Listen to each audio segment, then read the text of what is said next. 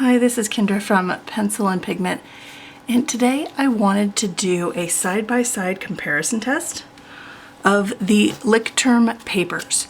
So for the longest time, they have had a product line of paper that's 180 grams, and you can get this in a wide variety of colors: orange, blue, turquoise, lime green, purple, pink, yellow, black. I think they had white and like a silver at one point.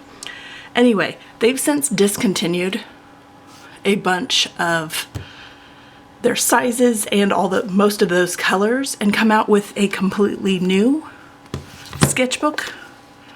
And this one is 150 grams.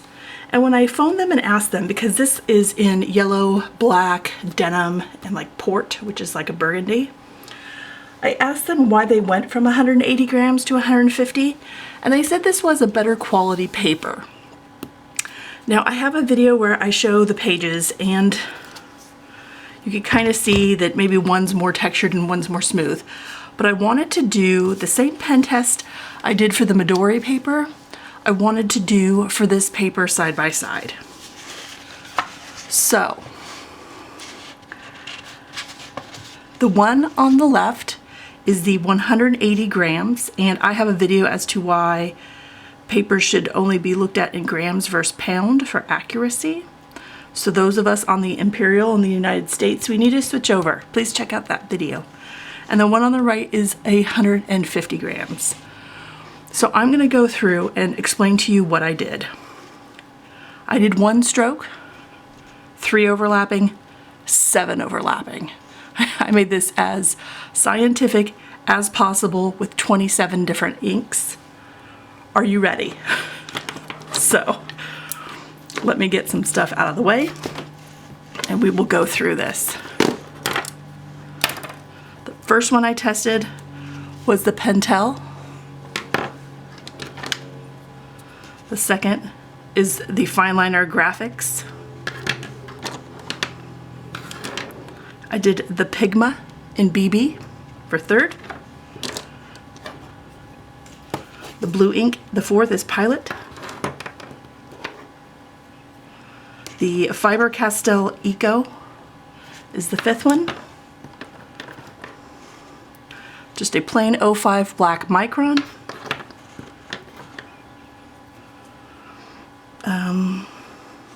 Here is the Zig Drawing, which is also a black ink. Then I did the Zebra. This Zebra is a fine liner Zebra. See, I did a second Pilot. I did the Pilot Juice, which this is also an 05. I did a regular Jelly Roll pen, and mine might be losing its ink a little bit, so bear with me on that one.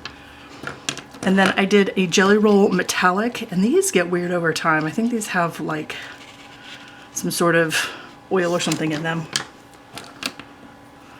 Here is the Copic Multiliner in Lavender 0.5. I did a Tombow. I did the bullet side of the dual tip pen for the purple. I did Zig Wink of Stella. I'm not sure if you can still get this pen, but I wanted to try all the inks just in case there's folks that still have it. Clean Color by Zig, which is a nice brush pen. I did my Uniball Signo in gold. So those of us that really like gold products, here is some gold ink. Here is my Futobiori. I also have a Futobiori in metallic. It is the green. It is very opaque.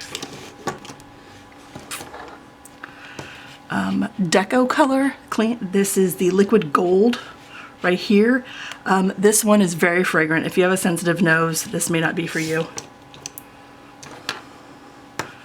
I did my Posca in gold. I did Posca in green, and these are the tiniest tipped ones that they sell. Here's a Sharpie oil, which I don't ever recommend buying these, but in case you own them, this is what they look like. here is a regular green Sharpie. Here is my Pentel Feud. This is the brush pen. This is this really thick black line all the way across. And I'll show you the back, and I'll show you, I did the exact same thing on both pages, so I'll show you. Here is a Copic Chow. And again, this one is green gray, the BG93. And then at the bottom, I did 2 inks. So I took a Speedball handle, which is real cheap budget, put a nib on it, and I did the Winsor Newton drawing ink in cobalt. And then the very last one is the platinum carbon ink for those who just like to write. Now when I flip these over and we look at what leaked through and what came through on the other side, try and start at the top. You don't see a lot of difference, except when you get to, what is this one? This one right here. The Deco color, so the liquid gold, if you're doing liquid gold on this paper, it starts to bleed. This is the Sharpie oil on both start to bleed. Boy, I hope you can see this. Sharpie oil, regular Sharpie. You can't see the Pentel Feud right here, but you can see the Copic. And what's interesting is I would say for all of the drawing inks, the 180 gram is better.